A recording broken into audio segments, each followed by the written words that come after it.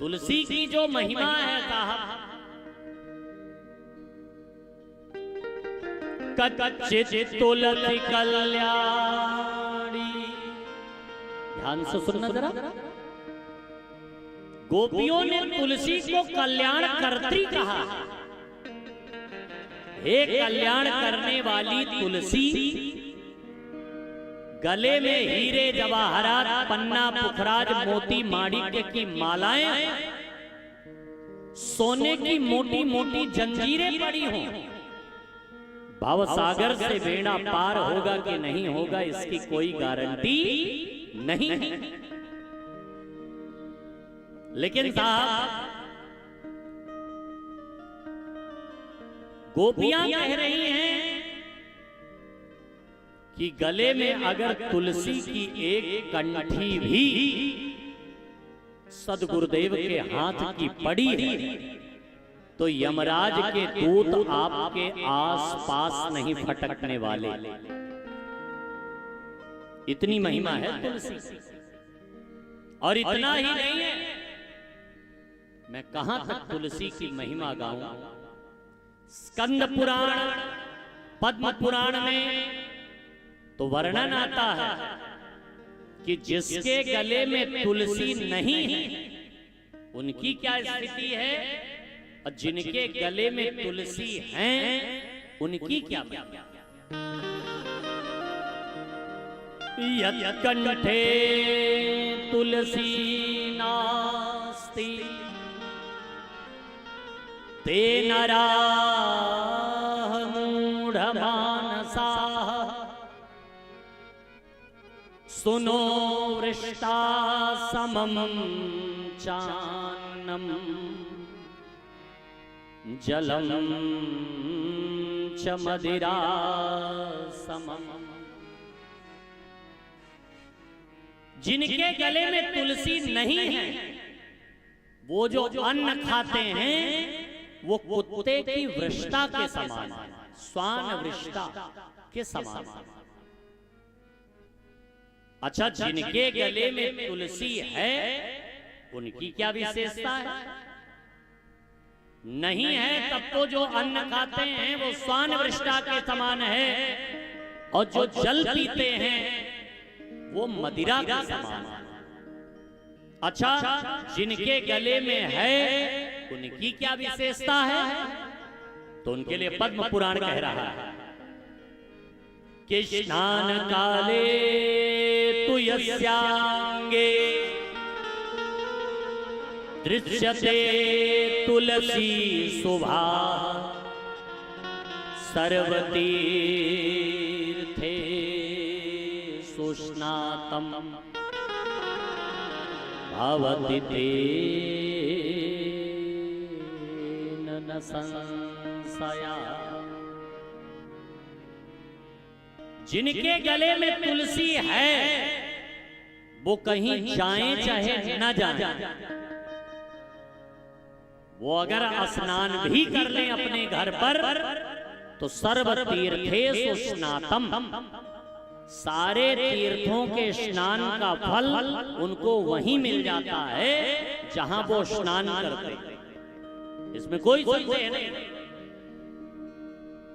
अच्छा, मान लीजिए किसी शारीरिक अस्वस्थता बस स्नान भी न कर पावे, डॉक्टर साहब ने मना कर दिया कि भाई देखो स्नान मत करना, आपको ठंडी लगती है, तो भैया ये तो नहीं मना करते ना कि भोजन मत करना, वे तो कहते हैं भोजन टाइम पे लेके दवा खा लेना। तो ऐसा शास्त्रों में वर्णन आता है कि सिकते सिकते वाजपेय सतम मुने, यदि गले में तुलसी है तो एक एक निवाले में करोड़ों करोड़ों यज्ञ के पुण्य प्राप्त हो जाते हैं जिनके गले में हमेशा तुलसी है। और इतना ही नहीं, फिर अगर गले में तुलसी है तो यमराज के दूत तो आपके आसपास भी नहीं भटकते। रसखान जी यमन जाति में पैदा हुए, मुस्लिम संप्रदाय में पैदा हुए। हमसे देवेश भैया बता रहे थे कि महाराज इस कथा में मुस्लिम भाई भी बैठ करके कथा का खूब आनंद लेते हैं। हमने कहा अच्छी बात है, हमारे यहाँ भक्तों का खूब सम्मान है। कबीरदास जी हुए, रसखान जी हुए, रहीम हुए।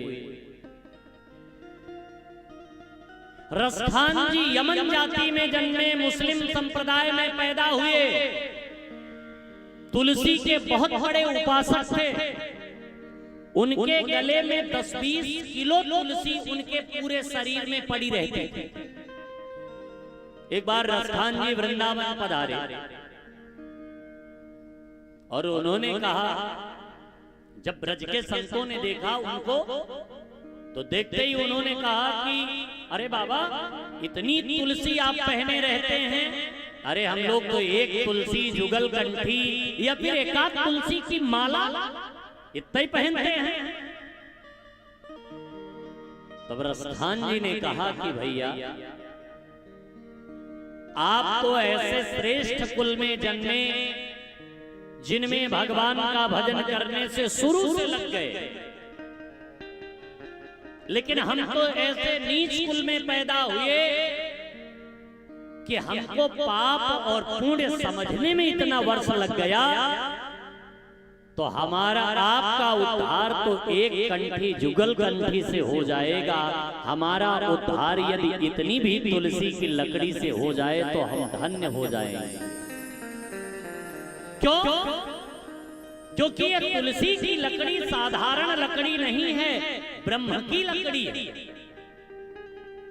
जैसे किसी नदी को पार जाने के लिए लोग लकड़ी का सहारा लेकर के नदी के इस पार से उस पार उतर जाते हैं, ऐसे ही इस भवसागर से पार जाने के लिए इस ब्रह्म की लकड़ी का सहारा ले लो, भवसागर से बेड़ा पार उतर जाएगा।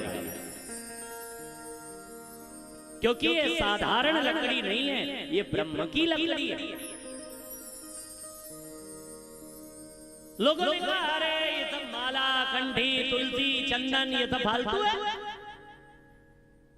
ये बात भी तो हमको तब पता चली, ये बात भी तो हमको तब जानकारी हुई जब हम लोग कहीं जा रहे थे और रोड के किनारे लगे हुए वृक्षों पे देखा चूना गेरुआ पोता था। तो हमने किसी से पूछ लिया कि भैया ये रोड के किनारे लगे हुए वृक्षों पे पेंटिंग क्यों की गई है, चूना गेरुआ क्यों पोता गया है? और एक बात और बोले, क्या? बोले हर पेड़ में नहीं पोता गया, कुछ कुछ चिन्हित पेड़ में ही पोता गया है। उन्होंने कहा असल में महाराज ये सब सरकारी पेड़ हैं जिनमें चूना गेरुआ पोता है, ये सरकारी हैं। अगर इसे कोई काटेगा छाटेगा तो सरकार उसे दंड देगी। हम कहे ओ, तभी हम लोग ये पेंटिंग करते हैं कि ये साधारण नहीं है, ये सरकारी हो चुका है। इसे कोई छेड़ेगा छाटेगा काटेगा तो भैया सरकार हमारी उसे दंड देगी। क्यों? क्योंकि ये लाइसेंस होल्डर हो गया है। हाँ, और शास्त्रों में तो ऐसा वर्णन आता है कि स्नान के बाद किसी भी ब्राह्मण का मुंह बिना चंदन के अगर देख लिया जाए तो शरीर अपवित्र हो जाता है। उसका मुंह ब्राह्मण का स्नान के बाद अगर माथे पे चंदन ना हो तो चांडाल के समान होता है, ऐसा वर्णन आता है। कुछ न हो आपके पास चंदन तो आप भैया गंगा जी की मिट्टी ही अपने घर पे रखिए, वही रेणु आप लगा लीजिए, वही चंदन लगा लीजिए। कुछ न हो आपके पास कोई चंदन की व्यवस्था नहीं है तो भैया संत चरण रज की मिट्टी ले लीजिए, विप्र चरण रज की, जो त्रिकाल संध्या करने वाले ब्राह्मण हैं उनके चरणों की धूल रख लीजिए। वो भी न मिल पाए तो तुलसी के वृक्ष के नीचे जो मिट्टी हो उस मिट्टी को रख लीजिए आप, उससे ही टीका लगा लीजिए थोड़ा सा। विप्र कुल में जन्मे हैं, ब्राह्मण कुल में जन्मे हैं, तो आपके माथे पर चंदन पीत होना चाहिए, पीले कलर का या फिर रक्त वर्ण का, लाल कलर का।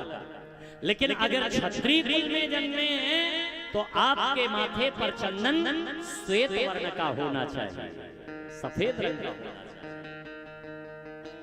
महाराज। लेकिन चंदन भी कहां लगाएं?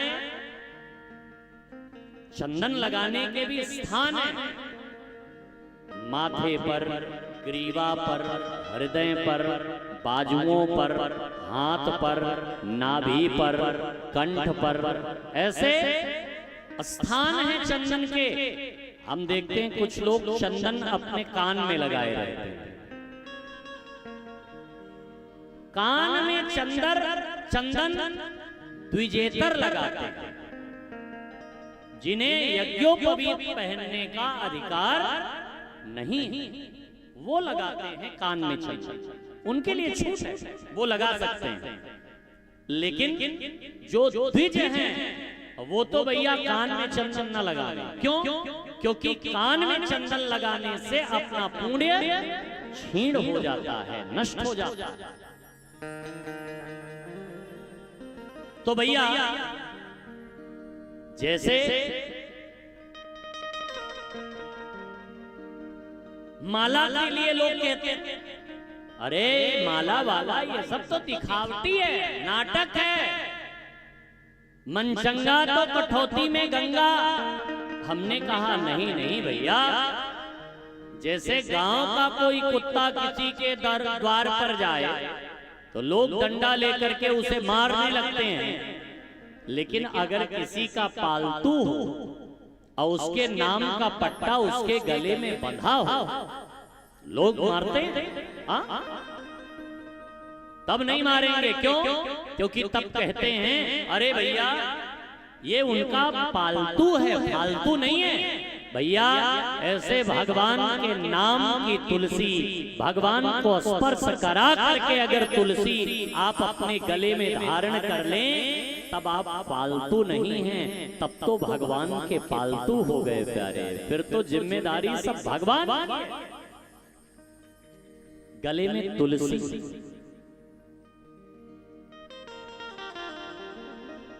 बड़ी महिमा है तुलसी की। जिनके गले में तुलसी नहीं है, जिन्होंने अपने सदगुरुदेव के हाथ से तुलसी नहीं पहनी है, वो जो अन्न खाते हैं वो स्वान वृष्टा के समान, और जो जल पीते हैं वो मदिरा के समान।